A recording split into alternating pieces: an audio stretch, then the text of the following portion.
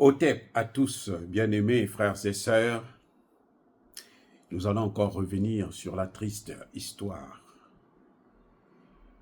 de ce fameux colonel de misère, Alpha Yaya Sangaré.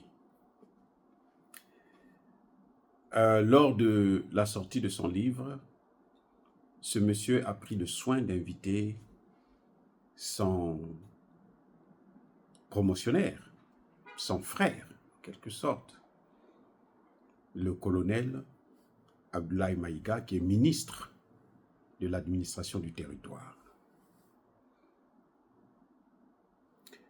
Ce monsieur est aussi l'ami du président du CNT, le colonel Maliki Dao. Il y a des gens qui, sur les réseaux sociaux, vont vous dire que mais comment se fait-il que le colonel Maïga est un docteur en droit et il est tombé dans ce piège de venir cautionner, en quelque sorte, un livre qu'il n'a pas lu. C'est vrai. Cette thèse, elle est réelle.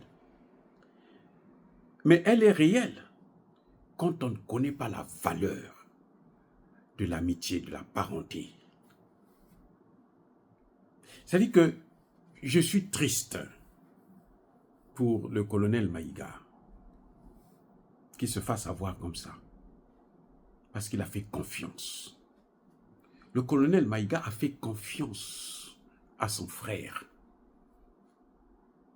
d'armes, son promotionnaire, son ami. Il a fait confiance. Je dis, mais mon ami ne peut pas me trahir. Il ne peut pas trahir son pays. Il connaît le combat que nous sommes en train de mener actuellement. Si nous avons ces difficultés-là, c'est à cause des mêmes Occidentaux. La France, les États-Unis, l'Angleterre. Ce sont eux qui ont détruit la Libye et qui ont pris les terroristes, qui les ont fait passer par l'Algérie pour les faire entrer au nord du Mali. Donc, mon frère ne peut pas faire ça. C'est-à-dire que quand on connaît la valeur de l'amitié, on comprend le colonel Maïga. Quand on ne connaît pas la valeur de l'amitié, oui. Lui, Alpha Yaya, ce colonel de peu de foi, ce colonel sans valeur, lui, il ne peut pas tomber dans ce piège. Parce qu'il est malhonnête. Oui. Parce qu'il est tellement méchant, il n'est pas sincère. Maïga est sincère. Il a eu avec ce type. Moi, je n'ai aucun doute pour lui. Pour sa sincérité. Non. Je n'ai aucun doute. C'est vrai que je ne le connais pas, je ne l'ai jamais vu. Mais en l'écoutant, en le lisant, je pense que c'est pas quelqu'un de peu de valeur comme ce colonel Alpha Yaya Sangaré. Bien peu de valeur. Il a fait confiance à son frère. Et puis son frère l'a poignardé. C'est-à-dire que Alpha Yaya, c'est quelqu'un, il sourit avec toi, et puis il a un temps de t'enfoncer le couteau dans le ventre. Il te déchire tout. Oui. C'est comme ça, c'est ça qu'il a fait là, à Maïga. Donc quand il a invité Maïga, là, quand Maïga était là, lui dans sa tête, là, il se disait, je l'ai eu. J'ai eu le gouvernement tout entier. J'ai piégé ce gouvernement. Je l'ai eu. Je les ai tous eus. Je veux tous les vendre à ces hommes occidentaux qui veulent balkaniser le Mali. Je veux les sacrifier. Et on va me donner de l'argent. On va me donner des maisons. C'est ce qu'il se disait dans sa tête. Je serais bien heureux de lire la thèse de ce garçon et avoir un débat avec lui. Ça dit qu'un débat, il est docteur en sciences politiques, je suis docteur en sciences politiques, je serais bien heureux d'avoir un débat avec lui. Mais avant ça, là, je vais lire sa thèse, de telle sorte que, devant lui, là, je veux détruire cette thèse. Je vais lui montrer que, presque, tu ne méritais pas d'avoir une thèse. D'ailleurs, il a eu sa thèse avec quelle mention? Honorable. C'est comme on ne vous a pas dit, là. Hein? En France, je ne sais pas au Sénégal, parce qu'il a eu sa thèse au Sénégal. Moi, j'ai eu la mienne en France. En France, là, quand on dit mention honorable, ça veut dire mention passable. Ça veut dire que, bon, on vous a racheté. Vous ne méritez pas un doctorat, le titre de docteur, mais on vous rachète parce que vous avez passé beaucoup d'années à lire les livres des autres et tout, machin, tout ça. Mais il n'y a rien dans votre thèse, il n'y a rien. C'est ça qu'on appelle mention honorable. Vous demandez à n'importe qui a fait sa thèse en France, quand on vous dit mention honorable, ça veut dire mention passable. On ne dit jamais passable au niveau doctoral. Peut-être en Afrique, mais en France, là où moi j'ai fait ma thèse, je n'ai jamais vu une thèse mention passable. Honorable, très honorable. Très honorable avec félicitations du jury. Oui. C'est ça les niveaux. Donc lui, il a eu sa thèse avec mention honorable, c'est que c'est un docteur garage. Ça veut dire qu'il y a, dans sa thèse de doctorat, il n'y a rien de nouveau. Il n'a fait que lire les livres et tout, faire des résumés, et puis apporter, pour qu'on dise que bon, il a lu 50 livres, 100 livres, et puis voilà, on lui donne la thèse. Pour le temps qu'il a perdu, quoi, on lui donne la thèse. Mais ce n'est pas une thèse pertinente, où il y a quelque chose de... Il y a la matière, quand vous regardez, hein, comme la mienne, par exemple, sur le droit d'ingérence. J'ai critiqué, j'ai combattu les experts français, tous les experts français. Je dis bien tous les experts français, y compris Bernard Kouchner, qui était ministre à l'époque de François Mitterrand. Je les ai combattus, et je les ai mis à genoux, et j'ai fait des propositions. J'ai créé la prévention des conflits. Voilà ce qu'on appelle la thèse de doctorat. Bref, ce monsieur, c'est un criminel. Sans loi ni foi. C'est un criminel. Eh oui. On a appris que les Français veulent en profiter pour créer, trouver un moyen pour poursuivre, lancer des mandats d'arrêt internationaux. Ok, ils n'ont qu'à faire. Tant mieux, c'est bien, ils n'ont qu'à faire. Ils n'ont qu'à lancer des mandats d'arrêt international contre les autorités maliennes. Ce que je demande aux autorités maliennes, c'est de dénoncer les accords de Rome. On n'a plus besoin de ça. En Afrique, là, on n'a pas besoin de ça.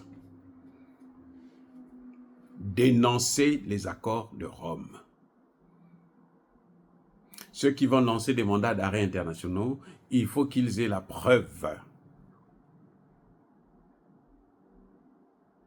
Il faut qu'ils lancent le mandat d'arrêt international d'abord contre la France, qui a été accusée par le gouvernement malien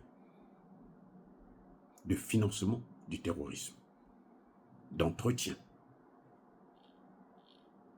du terrorisme, de gouvernement d'un État qui donne le renseignement au terrorisme. Et le gouvernement malien n'est pas le seul à condamner la France. Le président Tchani. Donc, même les avocats qui vont oser s'aventurer dans ça, là, il faudrait qu'ils se préparent, hein, parce que nous les attendons. En tout cas, sur le plan intellectuel, on n'aura peut-être pas les moyens d'aller avec eux à la cour. Mais sur le plan intellectuel, là, nous les attendons, on est prêts. On est préparés pour ça. Le gouvernement malien n'aura même pas à se tracasser pour ça. Nous allons prendre ça en charge. Parce qu'on ne peut pas continuer à nous massacrer comme ça, non. On ne peut pas continuer à nous humilier. Même si nous avons des petits cadres, des petits intellectuels, ce que j'appelle moi des semi-intellectuels, parce qu'ils savent lire et écrire, on se dit que ce sont des intellectuels, parce qu'ils sont diplômés, on se dit que ce sont des intellectuels. Non, moi je ne suis pas de cet acabit-là, non.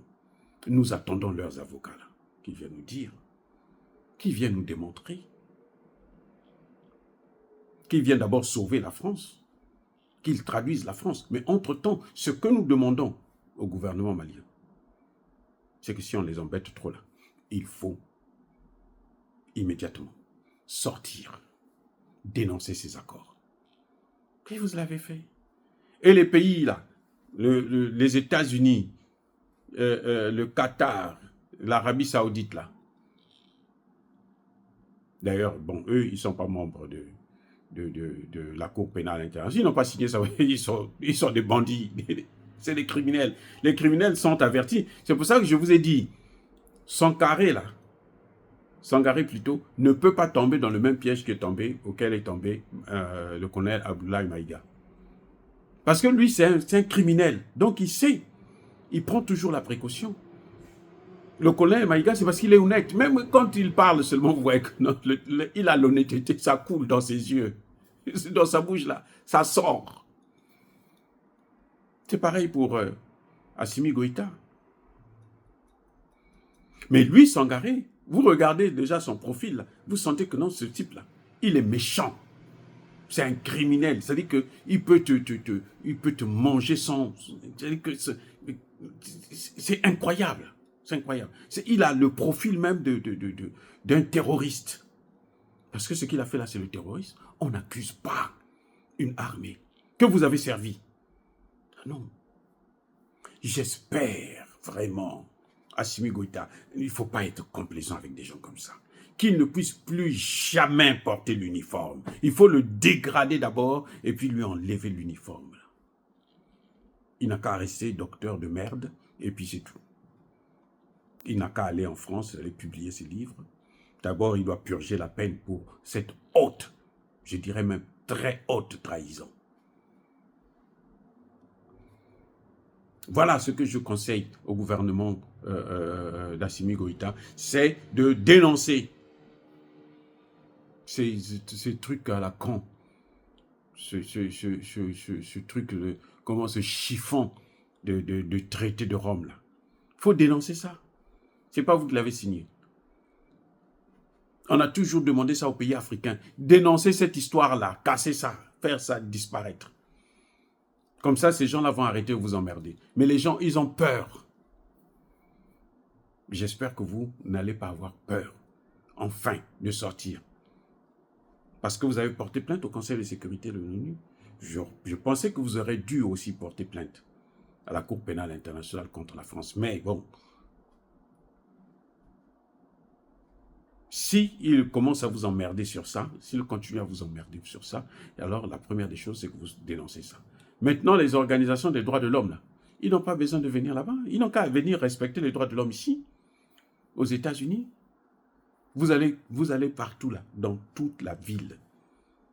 Vous allez ici à New York, vous n'allez pas avoir un quartier, même dans Manhattan, vous n'allez pas voir des gens qui sont drogués, qui sont perdus, qui ont perdu la tête, qui sont la misère. Vous rentrez dans le train, là, vous avez toujours des gens qui demandent de l'argent. Tous les jours qui passent à New York. Ça, c'est les droits de l'homme. Pourquoi l'État, le pays le plus riche, vous avez des gens comme ça là. Alors qu'il y a des gens qui prennent, qui jettent l'argent par les fenêtres. Mais vous avez combien de pauvres comme ça là? Donc vous croyez qu'eux, ils respectent les droits de l'homme. Ça, c'est les droits de l'homme. Ah, arrêtez. Arrêtez avec ça, les gars. Arrêtez. Arrêtez. Bon, donc, voilà. Je crois que on peut comprendre très bien le colonel Maïga, les membres du gouvernement, qui sont tombés dans ce piège. Parce qu'ils aiment leurs frères. Parce qu'ils ont confiance en leurs frères. Vous ne pouvez pas être amis si vous ne vous faites pas confiance. Non, ça, c'est pas de l'amitié. Si vous êtes méfiant, c'est pas de l'amitié. L'amitié, c'est justement cette croyance, cette confiance aveugle vis-à-vis de l'autre. C'est comme dans un couple. Vous êtes marié avec une femme, vous ne lui faites pas confiance, c'est que vous ne l'aimez pas. Et vice-versa. Mais les gens qui sont malhonnêtes, comme ce colonel de merde, Sangaré là, ces gens comme ça là, ils ne peuvent pas tomber dans ce piège. Parce qu'ils ne sont jamais sincères. Ils sont très prudents. Malheureusement, on ne peut pas tous copier ce comportement-là. Sinon, l'amour n'existe pas. Ça n'existe pas, ce n'est pas possible. C'est le prix, justement, de l'amour. C'est le prix à payer. Quand vous aimez votre frère, vous aimez votre sœur, eh bien, le prix à payer, c'est qu'un jour, si elle est méchante, elle peut vous trahir. S'il est méchant, il peut vous trahir. Il peut vous vendre. C'est comme l'a fait Sangaré. Mais lui, il est allé trop loin parce qu'il a vendu un pays pour les milliards que la France lui a proposés, que les États-Unis ont proposés. C'est pour ça que vous avez vu, l'ambassadrice des États-Unis s'amener venir faire comme si elle était innocente, alors que ce sont eux qui sont derrière. Ils ont toujours été comme ça, hypocrites. Hypocrites dans le sang. Ils ont toujours été comme ça. Et c'est dommage. Oh, soyez bénis les amis, soyez abondamment bénis par le Dieu des Kémites et par nos ancêtres angélisés. Mais que tous ceux qui persécutent le continent africain le pillent et le déstabilisent. Qu'ils soient noirs, blancs, chinois, arabes, indiens, juifs ou qui qu'ils soient. Qu'ils soient punis, maudits, foudroyés, neutralisés, écrasés, effacés par le Dieu des Kémites et par nos ancêtres angélisés. Vive l'Afrique éternelle. J'ai dit et j'assume.